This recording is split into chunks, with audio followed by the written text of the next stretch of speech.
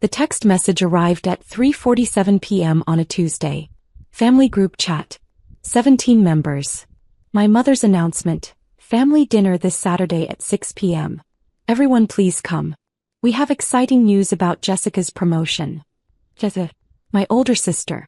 The golden child. The one who did everything right. I stared at my phone in the back of an Uber heading to a board meeting. My assistant had scheduled it weeks ago. Couldn't miss it. I typed back, can't make it. Work commitment. The responses came immediately. Jessica, of course you can't. What could possibly be more important than family? Mom, Sarah, this is Jessica's big moment. Surely your little job can wait. My brother Derek, I'm rearranging my entire schedule. You can't do the same. Dad, very disappointed in you, Sarah. I put my phone in my bag. I'd learned years ago that explaining was pointless. They'd made up their minds about me a long time ago. The Saturday dinner happened without me. I spent that evening reviewing Q3 projections with my CFO. LifeBridge Systems was about to close our Series D funding round. $340 million. Valuation climbing to $1.8 billion. We were 3 months from launching our breakthrough cardiac monitoring system that would revolutionize post-surgical care. But my family didn't know any of that. To them, I worked in healthcare tech. Whatever that meant. It started when I was 23. Fresh out of MIT with degrees in biomedical engineering and computer science. I'd been recruited by 6 companies. Offers ranging from $180,000 to $240,000. Instead, I chose a small medical device startup in San Francisco. Salary, $75,000. Equity, 2%. My family was horrified. You're throwing away your education, Dad said at Sunday dinner. He was a regional sales manager for a pharmaceutical company. Made $140,000 a year. Thought, respectable. Safe. MIT graduates don't work at startups, Mom added. She taught high school chemistry. Between them, they made about $210,000. They owned their home. Had retirement accounts. Did everything by the book. Jessica had graduated from Penn State 2 years earlier with a business degree. She'd landed a job as an associate product manager at a mid-sized medical supply distributor.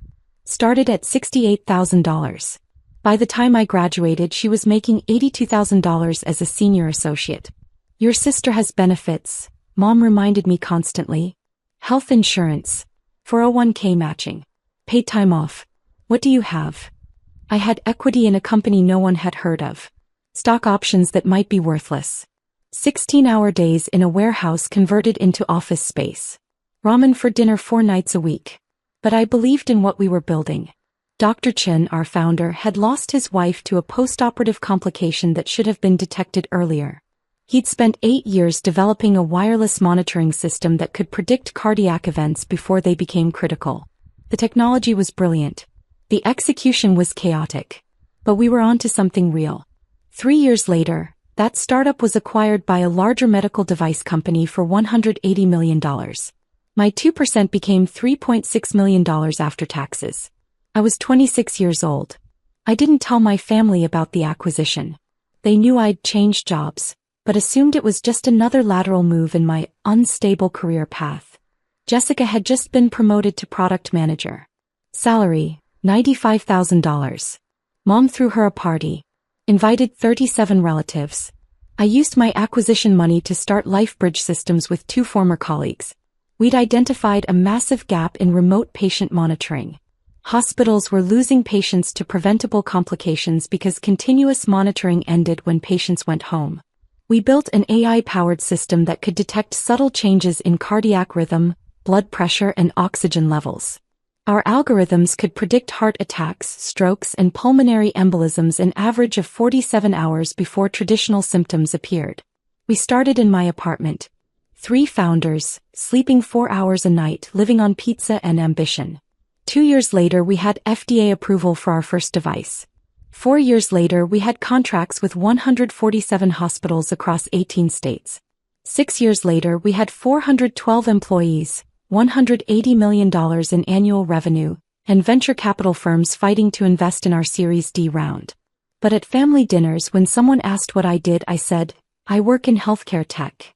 And my family nodded politely and changed the subject to something more interesting. Like Derek's new title as operations manager at a logistics company. Or Jessica's latest achievement, senior product manager.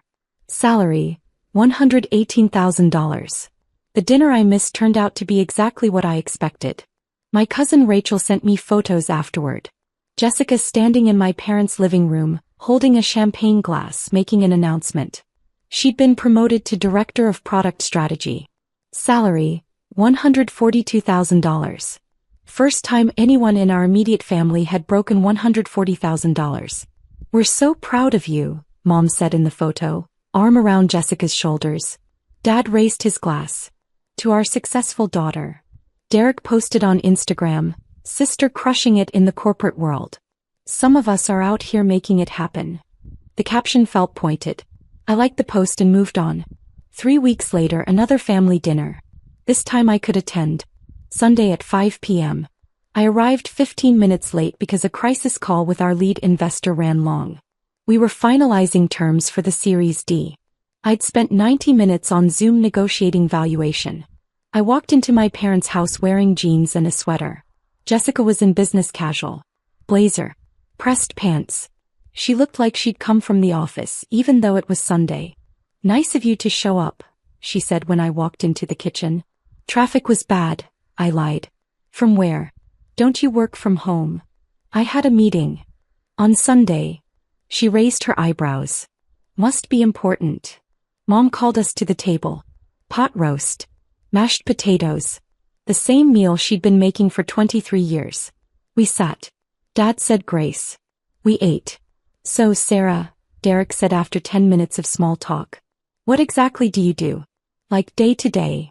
I'd been asked this question 17 times over the years. My answer was always the same. I work on medical monitoring systems. Software and hardware integration. Patient data analysis.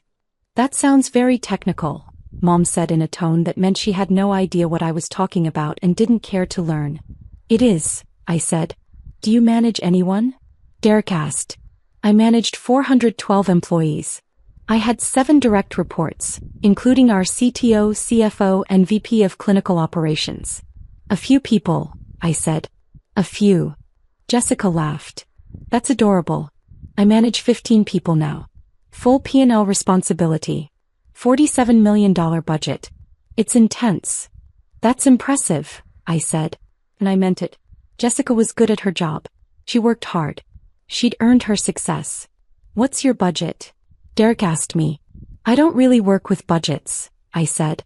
Which was technically true. I didn't work with budgets. I approved them. Our operating budget for the year was $96 million. So you're more of a technical person, Dad said. Not really management track. Something like that, I said. Jessica sipped her wine. There's nothing wrong with being an individual contributor, Sarah. Not everyone can handle leadership responsibilities. I cut my pot roast and said nothing. How much are you making these days? Derek asked. If you don't mind me asking. I did mind. But the question hung in the air. Enough, I said. She probably makes, what, 90? 100. Jessica guessed. Tech jobs pay well, but without management responsibility, there's a ceiling. I'm comfortable, I said. My salary was $285,000. Plus equity. Plus bonuses. My net worth was approximately $47 million between my acquisition windfall, my LifeBridge equity, and investments. But they didn't ask for details. And I didn't offer them.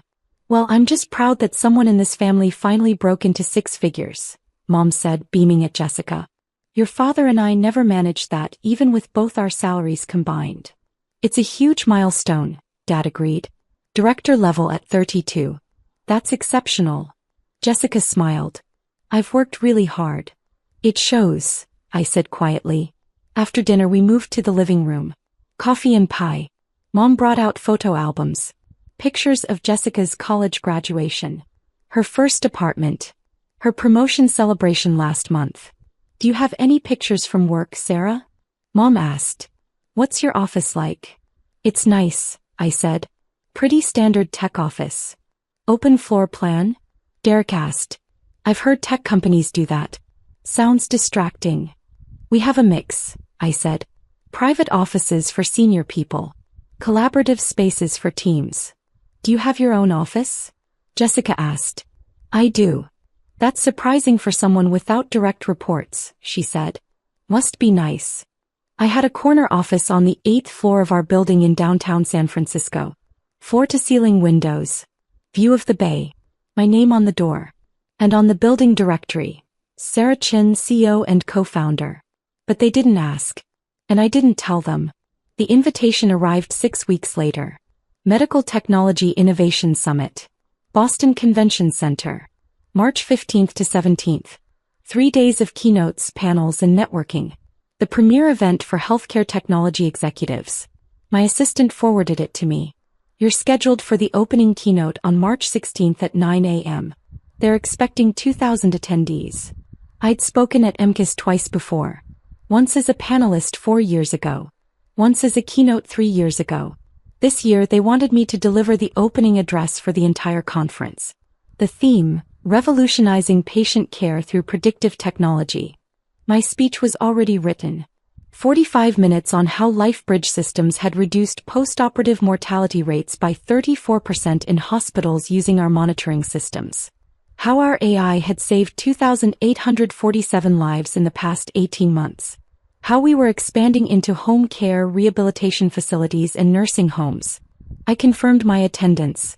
2 weeks before the conference, another family group chat message. Jessica, guess what? My company is sending me to MTIS in Boston. All expenses paid. This is huge for my career. Mom, that's wonderful. What's MTIS? Jessica, Medical Technology Innovation Summit. Only the most important healthcare tech conference in the country. Major executives, industry leaders, product launches. I'm going as part of our business development team to explore new vendor partnerships. Derek, fancy. Will you meet anyone famous? Jessica, probably. Last year the keynote speaker was from Medtronic. This year I heard it's someone from a billion-dollar startup. These people are on another level. My phone buzzed in my hand. I stared at the messages. Jessica was going to MTIS. She'd be in the audience. For my keynote. I could have told her right then. Could have said, that's my conference. I'm speaking there. Instead I typed, have fun. Sounds like a great opportunity. Jessica, thanks. At least someone in this family is happy for me. Sarah didn't even respond. I looked at my previous message. Sent 3 seconds earlier. I put my phone down and went back to work. March 16th arrived cold and gray. I flew into Boston the night before. Stayed at the conference hotel. The Westin waterfront. My room was on the 18th floor. Harbor view. The conference organizers had sent a gift basket. Chocolate. Wine. A handwritten note. Thank you for inspiring our industry. I ordered room service and reviewed my presentation one last time. 2,000 people. Including my sister. I thought about texting her. Meeting for coffee. Explaining before she found out in front of everyone. But something stopped me. Maybe it was the years of healthcare tech isn't real comments. Maybe it was the constant comparison to her real career. Maybe it was the assumption that I was a mid-level technical worker with no management experience and a salary cap of $100,000.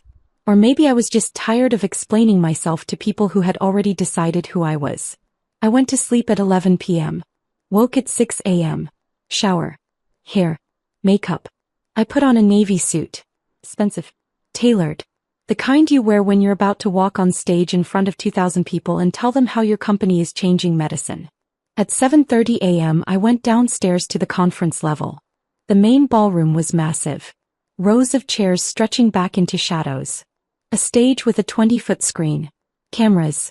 Lighting rigs. The setup crew was doing final checks. Miss Chin. The conference director rushed over. We're so excited. Your prep room is ready. Can we get you anything? Water. I'm fine, I said. We'll start seating at 8:15. Your introduction begins at 8:58. You'll take the stage at 9 o'clock. Sound good? Perfect. I went to the prep room. Private space backstage. Leather couch. Coffee station. A TV monitor showing the ballroom as it filled. At 8:20 people started entering. Hundreds of them. Conference badges hanging from lanyards. Suits and business casual. They took their seats. Chatted. Checked their phones. At 8:35 I saw her. Row 7.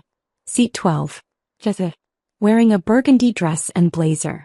Hair perfectly styled. She was with 4 colleagues. All wearing matching company badges. He was laughing. Animated. Excited to be there. She had no idea. My assistant knocked on the door. 5 minutes, Ms. Chin. I stood. Smoothed my suit. Checked my reflection one last time. The conference director appeared. Ready. Ready. He walked me to the side stage entrance.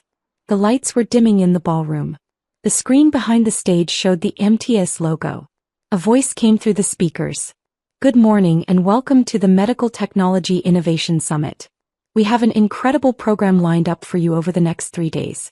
To open our conference, we're honored to welcome a leader who has fundamentally transformed how hospitals monitor and protect their patients. I watched the screen from backstage. My photo appeared. Professional headshot. Below it, Sarah Chin, CEO and co-founder LifeBridge Systems. After earning dual degrees from MIT in biomedical engineering and computer science, Sarah Chin co-founded LifeBridge Systems 7 years ago with a revolutionary vision. What if we could predict medical emergencies before they happened? I saw Jessica in row 7. She was looking at the screen. Then at her program. Then back at the screen. Today, LifeBridge Systems' predictive monitoring technology is used in 147 hospitals across 18 states. Their AI-powered systems have saved an estimated 2,847 lives by detecting cardiac events, strokes and pulmonary complications an average of 47 hours before traditional symptoms appear. Jessica's mouth was open. She turned to the colleague next to her. Pointed at the screen. Pointed at her program. Last month, LifeBridge Systems closed their Series D funding round with a valuation of $1.8 billion. Under Sarah's leadership, the company has grown to over 400 employees and $180 million in annual revenue. She's been named to Forbes 30 Under 30 Fortune's Most Innovative Leaders and the Healthcare Technology Excellence Award. The colleague Jessica was talking to pulled out their phone. Started typing. Probably Googling my name. Please join me in welcoming to the stage Sarah Chin, CEO of LifeBridge Systems. The applause started. I walked out. The lights were bright. The audience was a mass of faces. The camera flashes made it hard to see individual people. But I could see row 7. Jessica was standing. Everyone was standing. 2,000 people on their feet. Applauding. Jessica's face was white. Absolutely colorless. Her mouth was still open. Her hands were frozen mid-clap. I reached the podium. The applause continued. 30 seconds. 45 seconds. I smiled. Nodded. Raised my hand in a small wave. Finally the room settled. People sat. I looked at row 7. Jessica sat slowly. Mechanically. Like someone had pushed her down. I began my speech. 7 years ago my co-founders and I were sitting in my apartment in San Francisco, eating our 4th pizza of the week, talking about a problem that kept us up at night. I spoke for 43 minutes. I told them about Dr. Chin losing his wife. About the preventable complications that kill 7,000 Americans every year. About the wireless sensors we developed that could detect microchanges in heart rhythm. About the machine learning algorithms that could analyze 10,000 data points per second and identify patterns invisible to human doctors. I showed them data. Graphs. Statistics. Hospitals using LifeBridge Systems saw postoperative mortality drop by 34%. Readmission rates fell by 28%. Patient satisfaction scores increased by 41%. I told them about Maria Rodriguez, a 67-year-old grandmother in Phoenix who'd had routine gallbladder surgery. Our system detected an irregular heartbeat 41 hours before she would have had a massive stroke. The hospital intervened. She went home 3 days later and got to meet her first great-grandchild. I told them about James Patterson, a 54-year-old high school teacher in Michigan who'd had knee replacement surgery. Our system caught a developing pulmonary embolism 38 hours early. Treatment was simple. The alternative would have been fatal. 2,847 stories like that. 2,847 lives. The audience was silent. Listening. I wrapped up my speech with our vision for the future. Expanding into home care, rehabilitation facilities, nursing homes. Bringing this technology to patients everywhere, not just in hospitals. We started LifeBridge Systems because we believed one simple thing. Technology should serve humanity. Data should save lives. And innovation should be measured not in dollars, but in the number of people who get to go home to their families. I paused. Thank you. The applause was immediate. Thunderous. Everyone stood again.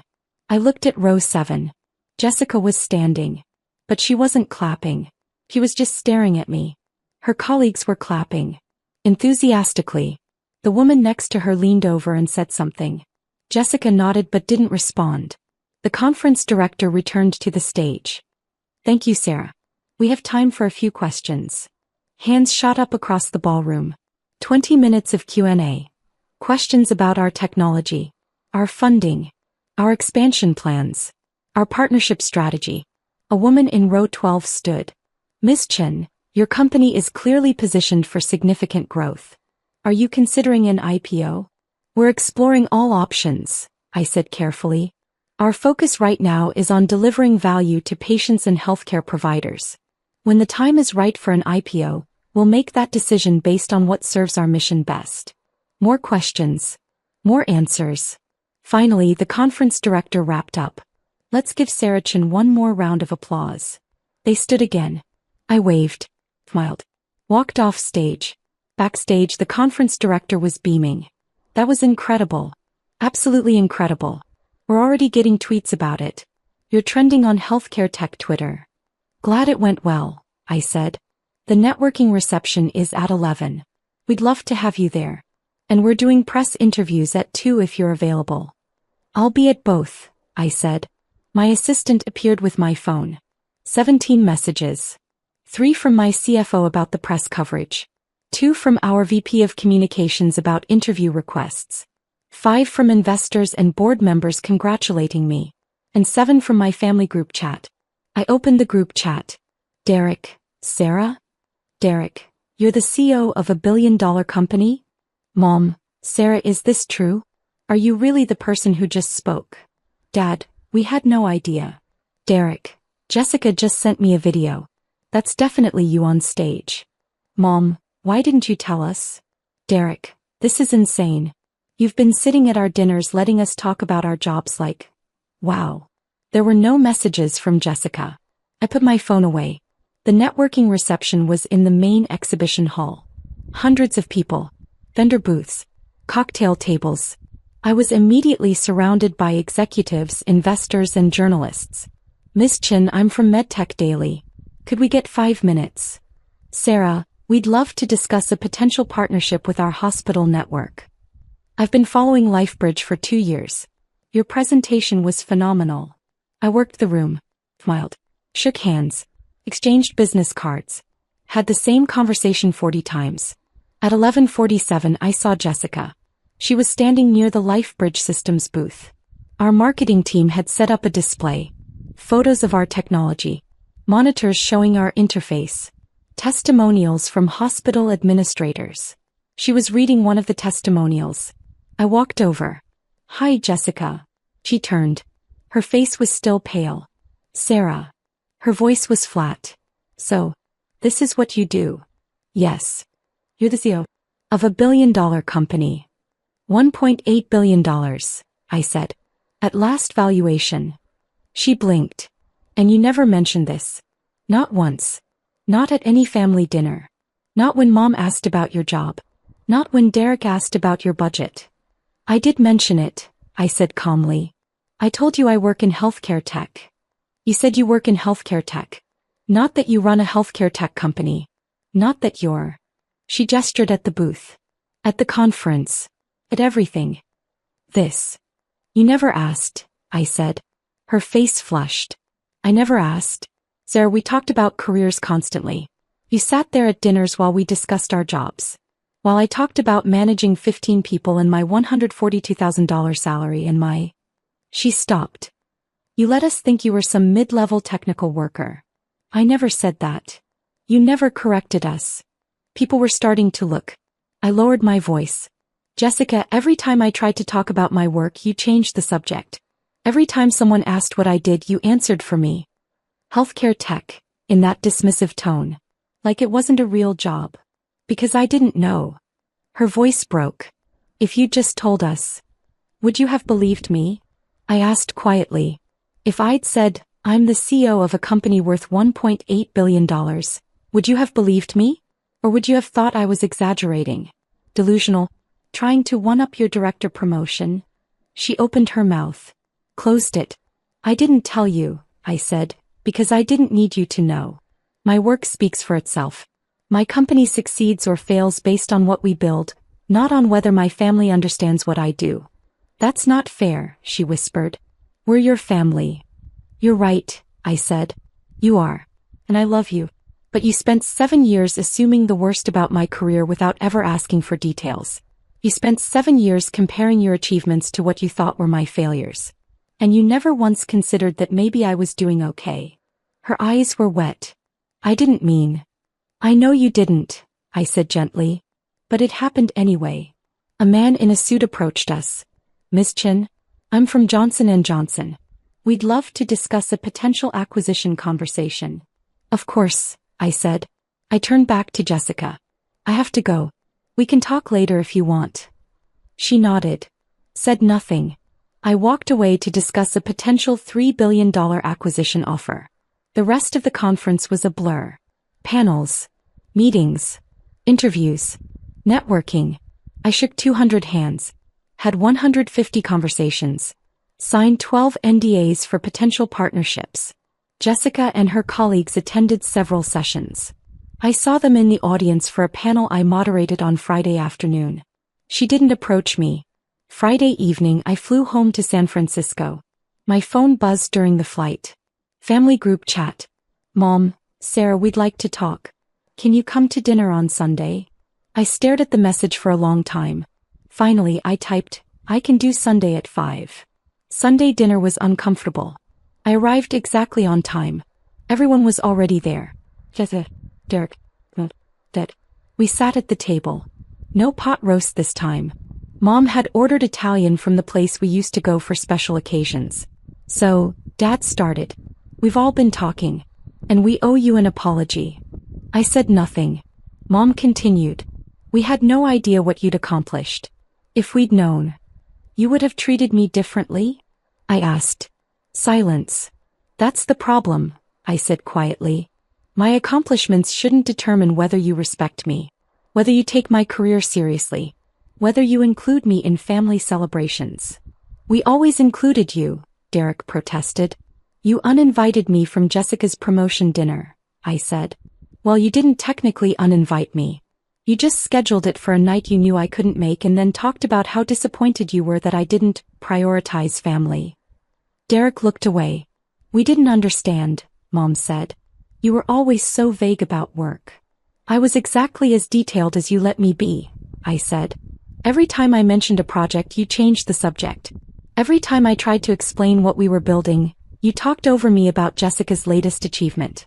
I learned to stay quiet because it was easier than fighting for airtime in conversations where no one was listening. Jessica was crying silently. I'm not saying this to hurt you, I continued. I'm saying it because it's true. You decided I was the unsuccessful one.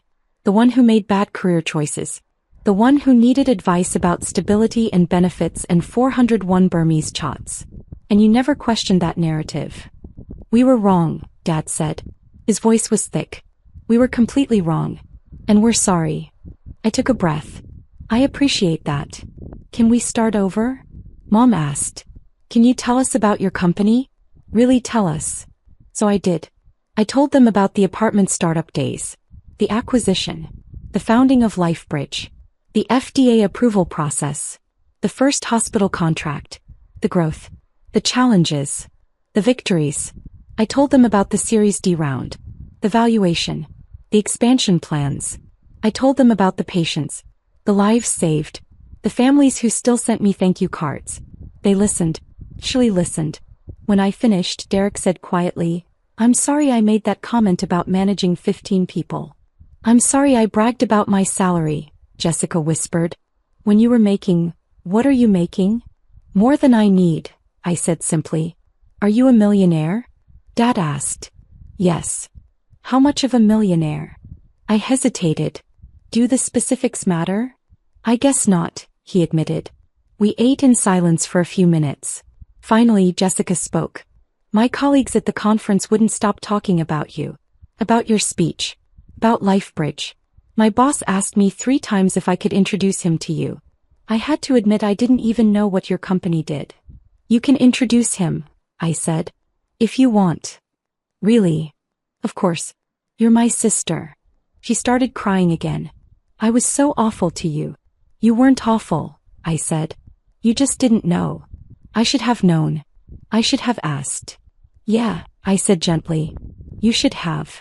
3 months later, Jessica called me. Sarah, do you have a minute? Sure. What's up? I'm thinking about leaving my job. I sat up straighter. Really? Why? Because I realized something at that conference. I've been so focused on climbing the ladder at one company that I haven't thought about whether it's the right ladder. Whether it's leading somewhere I actually want to go. Where do you want to go? I don't know yet, she admitted. But I want to figure it out. And I want to do it without comparing myself to you or Derek or anyone else. I want to build something that matters to me. That's really brave, I said. I learned from the best. She paused. Will you help me? Not with money or connections or anything like that. Just advice? Perspective. Of course, I said. Anytime. We talked for an hour. About her skills. Her interests. Her dreams. Things we'd never discussed before because we'd been too busy comparing instead of connecting. When we hung up, I realized something. The standing ovation at MTIS had been satisfying. The validation. The recognition. Watching my sister realize who I was. But this conversation mattered more. Not because she finally respected my success. But because we were finally talking to each other as people, not as competitors. 6 months after MTIS, LifeBridge Systems announced our Series E round. $500 million. Valuation $3.2 billion. The press release went out on a Tuesday morning. Within an hour my phone buzzed. Family group chat. Mom, we saw the news. Congratulations. Dad, so proud of you, honey. Derek, holiest asterisk T Sarah. $3.2 billion. And then Jessica, not surprised at all. You're amazing. Red heart. I smiled and replied, thanks everyone. Excited for what's next. Because that was the thing about success. It wasn't about the validation. It wasn't about proving people wrong. It wasn't about standing ovations or press releases or valuations. It was about building something that mattered. Saving lives. Creating jobs. Pushing technology forward. The rest was just noise. My family understood that now. Finally. And that made all the difference. 2 years later, LifeBridge Systems went public. IPO day. Nasdaq. Opening bell at $42 per share. By close we were at $67. Market cap, $8.9 billion. My family flew to New York for the ceremony. Derek, Jessica. They stood on the trading floor with me. Wore LifeBridge t-shirts. Smiled for the cameras. When I rang the bell, they cheered louder than anyone. Afterward, we went to dinner at a restaurant in Tribeca. Expensive. Celebratory. The kind of place we never went when I was growing up. This is incredible, Mom said, looking around. I can't believe this is our life now. It's not your life, I said gently. It's mine. You're welcome to visit it. But it's mine. She blinked. Then nodded. You're right. I'm sorry. I meant I'm proud to see you achieving your dreams. Thank you, I said. That means a lot. Jessica raised her glass. To Sarah, who never needed us to believe in her, but I'm glad we finally do. To Sarah, everyone echoed. We clinked glasses. I looked around the table at my family. Imperfect. Complicated. But mine. To second chances, I said quietly. We drank. And for the first time in years I felt like we were finally on the same page. Not because they understood what I did. Not because they respected my success. But because they'd learned to ask questions instead of making assumptions. That was enough. That was everything.